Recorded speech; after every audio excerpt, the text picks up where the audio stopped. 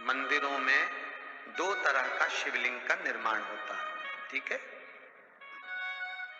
एक विष्णु शिवलिंग, एक शक्ति पार्वती शिवलिंग। दो तरह का शिवलिंग मंदिरों में होता है, दो तरह का शिवलिंग मंदिरों में होता है, समझ लेना बहुत अच्छी तरह से। एक शिवलिंग वो होता है जो जमीन पर डायरेक्ट जलाधारी रहती है, शिवलिंग रहता है, ऐसी जलाधारी पूरी की पूरी, और शिवलिंग जमीन पर रखा रहता है, भूमि पर रखा रहता है, डायरेक्ट जमीन पर। आप जल ले जाकर चढ़ाए, निकल गया रास्ते से। एक शिवलिंग जो जमीन पर डायरेक्ट शंकर भगवान की जलाधारी और शिवलिंग रखा रहता है, वो शक्ति शिवलिंग कहलाता है। माता पार्वती का हस्त कमल उस शिवलिंग के सम्मुख में। और दूसरा शिवलिंग एक डमरू जैसा होता है। अब वो हम उसको कैसे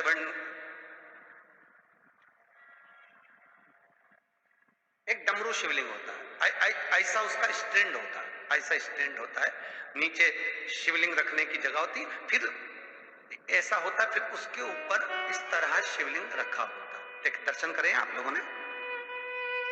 अब फिर इसके ऊपर शंकर भगवान का शिवलिंग रखा होता है, ठीक है। इस तरह का जो शिवलिंग होता है, एक डायरेक्ट नीचे रखा हुआ शिवलिंग, और एक भगवान जो नीचे डमरू जैसी आकृति होती है, इस पे जो डमरू जैसा जो भाग बना होता है, ये भगवान विष्णु का हस्तकमल है, और ऊपर का जो भाग है वो भगवान ब्रह्मा का हस्तकमल है। इसको विष्णु शिवलिंग कहते हैं।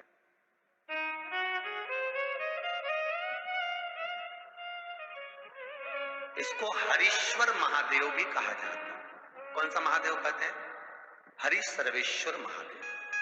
हरीश्वर महादेव भी कहते हैं, हरि सर्वेश्वर भी कहते हैं।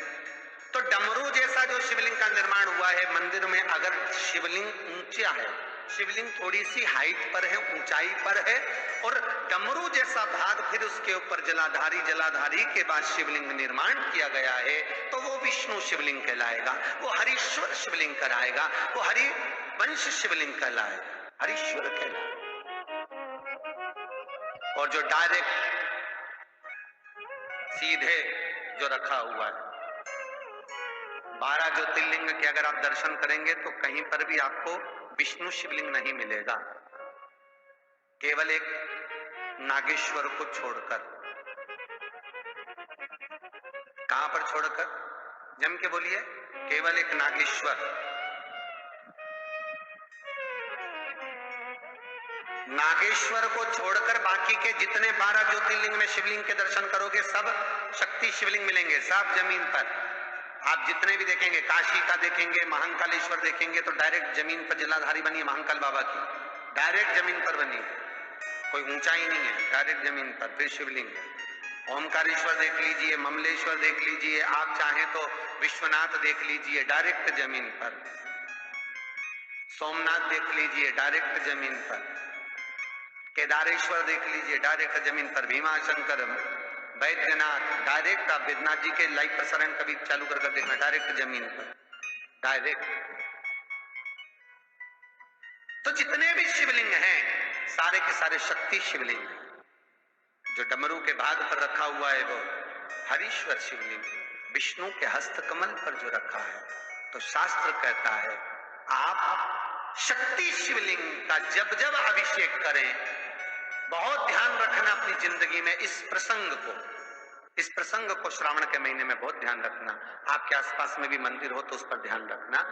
जो शक्ति शिवलिंग हो उस पर जब भी जल चढ़ाना तो बैठकर चढ़ाना, बैठकर चढ़ाना। शक्ति शिवलिंग पर जब भी जल चढ़े, भले शिवलिंग कितना भी ऊंचा हो, कितना भी ऊंचा हो, तो संघी से चढ़ा दो, पर जल बैठकर चढ़ाए। भले शिवलिंग ऊपर है, पूरा तरह से हाथ नहीं पहुंचा, जैसे सोमनाथ जी में अब शिवलिंग कितना बड़ा है, महाकालेश्वर का शिवलिंग कितना बड़ा, तो उसको तो बैठकर स्नान नहीं करा सकते। भले शिवलिंग कितना भी ऊंचा हो, पर अगर भूमि टच है शिवलिंग अगर भूमि टच शक्ति शिवलिंग है तो भले आधा शिवलिंग नहाए, आधे पर पानी जाए, पर बैठ कर ही स्नान कराया जाता है।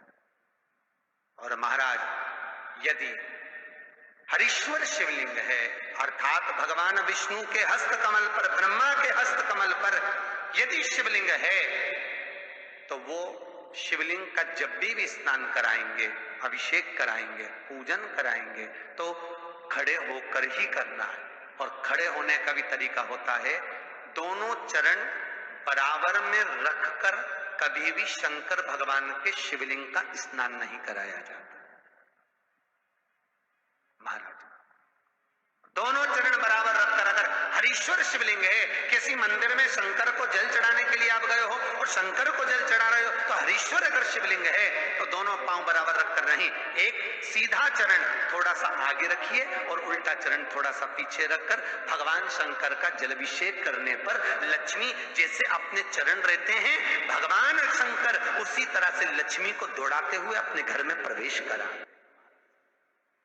लक्ष्मी भागती हुई, अगर जो पुष्टि मार्ग से जुड़े होंगे, जो भगवान ठाकुर जी की सेवा करते हैं, पुष्टि मार्ग से जुड़े हों, श्रीमद वल्लभाचार्य जी से, वल्लभ कुल बालकों से जिनका ब्रह्म संबंध हुआ है, ऐसे अगर जीव है, वैष्णव जीव है, तो वो दर्शन करते होंगे ठाकुर जी, यमुना जी और महाप्रभु जी का।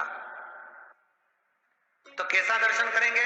श्रीनाथ जी का दर्शन करेंगे तो दोनों पांव श्री जी बाबा के, मेरे ठाकुर जी के बराबर पर है, नाथ द्वारा वाले श्री जी बाबा के, गोवर्धन नाथ जी के दोनों पांव चरण बराबर।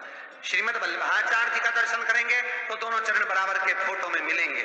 पर यमुना जी का अगर आप दर्शन करेंगे, पटरानी यमुना जी का जब दर्शन करेंगे तो यमुना जी का चित्र का दर्शन करेंगे तो यमुना हमेशा एक पांव यमुना जी का आगे मिलता है। क्यों?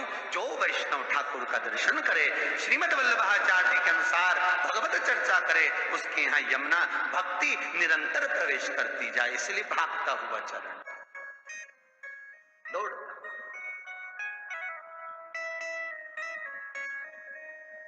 दौड़ता।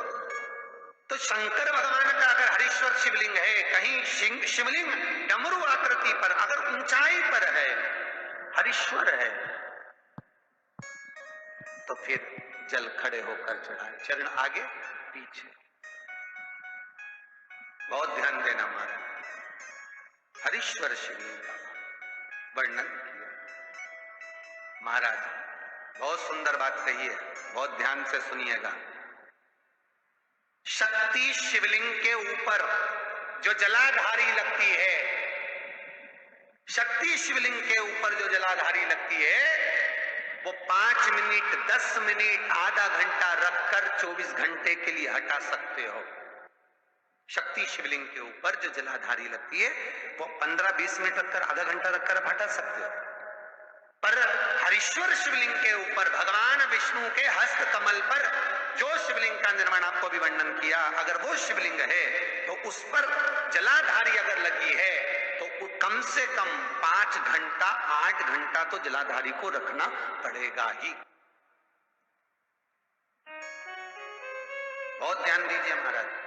शंकर जी की प्राण प्रतिष्ठा करते समय, शंकर जी की स्थापना करते समय, शंकर जी को प्राण प्रतिष्ठित करते समय एक एक चीज का ध्यान करना पड़ता है कि हमें कैसा शिवलिंग रखना है, कौन सा शिवलिंग रखना है, कैसे स्थापना करना है, किस भाव का होना चाहिए। शंकर के मंदिर में शंकर जी विराजे हैं तो गणेश जी, कार्तिकेय और पार्वती की मुद्रा कैसी होना चाहिए, गणेश जी कौन सी सूंड का होना चाहिए। जब शंकर के मंदिर में हम आराधना कर रहे हैं तो गणेश जी की सूंड किस ओर होना चाहिए, पार्वती की मुद्रा कौन सी होना चाहिए, षडानंद कार्तिकेय की दृष्टि कहां होना चाहिए, ये शंकर जी की प्राण प्रतिष्ठा में देखा जाता है।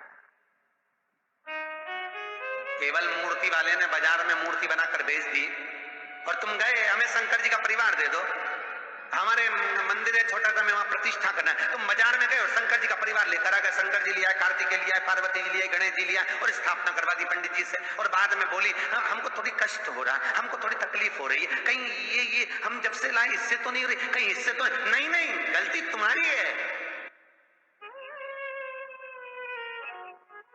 तुम तो बस गई और लेकर आ गई।